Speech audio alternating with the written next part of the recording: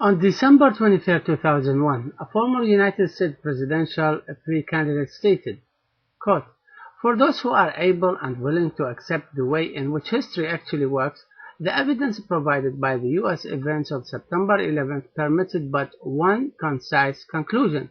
The crucial developments inside the USA between the bookends of approximately 8:45 and 11 o'clock Eastern Daytime were a reflection of an attempted military coup d'etat against the U.S. government of President George W. Bush.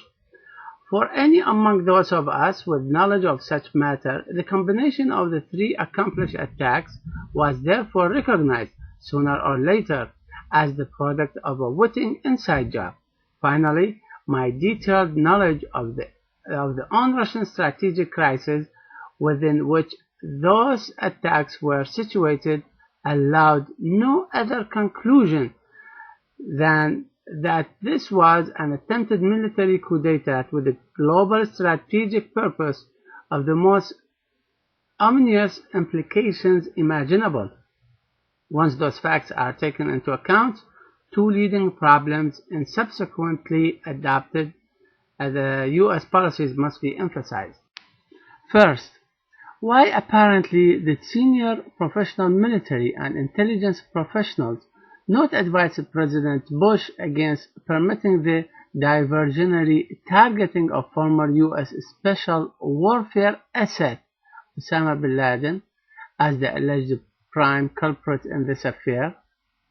The second related question is, why, despite the massive accumulation of relevant actual evidence since September 11th, do many official circles around the world still prefers to defend the consoling delusion, the current officially blessed explanation of the events of September 11th that Osama bin Laden did it, even after months of their failure to present to the public with any solid proof of their allegation?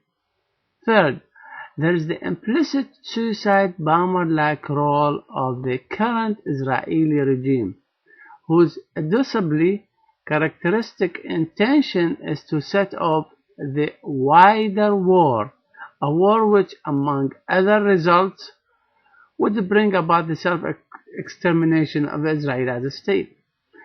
That increasingly evident risk of Israel's self-extermination, if it continues its present policies, had been the stated concern motivating Prime Minister Rabin's support for the Oslo Accords. These are the same Oslo Accords whose adoption was the motive for the Israeli coup d'etat by assassination of Rabin. Were the present Israeli war policy continued, Israel would soon be self-destroyed in the course of the unfolding of that process, that as surely as one might have foreseen in 1939, like Adolf Hitler in the end. For example, among the relatively simpler but extremely important sets of facts to be considered, we have to include the following question. To what degree did the role of the Israeli military intelligence's deep and implicitly hostile penetration of the U.S. political and military command and operations play a contributing role in shaping the part played by both the military coup attempt and the political strategic complement? Deep investigation of the long-standing, increasing level and aggressiveness of activity of Israeli spies inside the USA, including the notorious year-long mega penetration of the security of the Clinton White House by the agents of the Israeli intelligence services, points to the likelihood of at least a significant, if coincidental, Israeli role in creating the environment from which the events of September 11 were launched. Therefore, for competent counterintelligence specialists, the first question posed by the bare facts of the attacks on New York and Washington was, what was that continuing action waiting to be unleashed by the successful effect of those attacks? The coup attempts could not have been mobilized without the presence of such pre-existing, more broadly based intentions. Those intentions are well known to all relevant authorities. A. Setting off a ricocheting thermonuclear alert, and B. The launching of a generalized state of religious and related warfare throughout most of the planet, with the ongoing action of the current Israeli Defense Forces as its leading expression. Now, after the events of September 11, there is no reasonable doubt of such broadly based intentions. Therefore, any competent counterintelligence investigation and consequent strategic assessment must be crafted accordingly. End quote. This is how the Sons of the Devil of John 8:44 coerced the USA to launch their Sons of the Devil's proxy war against the Muslims world in Afghanistan and Iraq, and in the process of neutralizing and very possibly having control of the Pakistani nuclear bombs. To take control of the Pakistani nuclear bombs and push the USA further in another war front to destabilize and neutralize the Islamic Republic of Iran, to remove any possible threat to Israel from Iran, as it removed the threat of the Israelis' principal rival Saddam Hussein and Iraq. Therefore, who is the main beneficiary of the criminal attacks of the 9/11 in the USA other than Israel?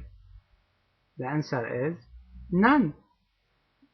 The former United States presidential candidate also stated, quote, "Therefore, in such cases, as in the earlier investigation of Israeli spy Jonathon Pollard's suspected accomplices, or Edgar Allan Poe's case of the purloined letter, the nature of the now proven circumstantial evidence of those two intentions enables us to define the predatory species which had the impulse for and capability of conducting such an attempt, although we may not be able yet to show exactly which particular personalities of that specific type were the ranking members of the attempted coup itself."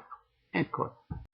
Even before the 9/11, in answering the question of who rules America, the alien grip on our news and entertainment media must be broken by research staff of National Vanguard Book of Hillsborough, West Virginia, USA. They stated, "There's no greater power in the world today than that wielded by the manipulators of public opinion in America. No king or pope of old, no conquering general or high priest ever disposed of a power even remotely approaching that of the few dozen men who control America's mass news and entertainment media. As an example, consider the media treatment of the Middle East news. Some editors or commentators are slavishly pro-Israel in their every utterance. No one, however, dare suggest that the U.S. government is backing the wrong side in the Arab-Jewish conflict, and that it served Jewish interests rather than American interests to send U.S. forces to cripple Iraq, Israel's principal rival in the Middle East. Thus, the spectrum of permissible opinion from pro-Israel to nearly neutral is established. Because there are differences in degree, however, most Americans fail to realize that they are being manipulated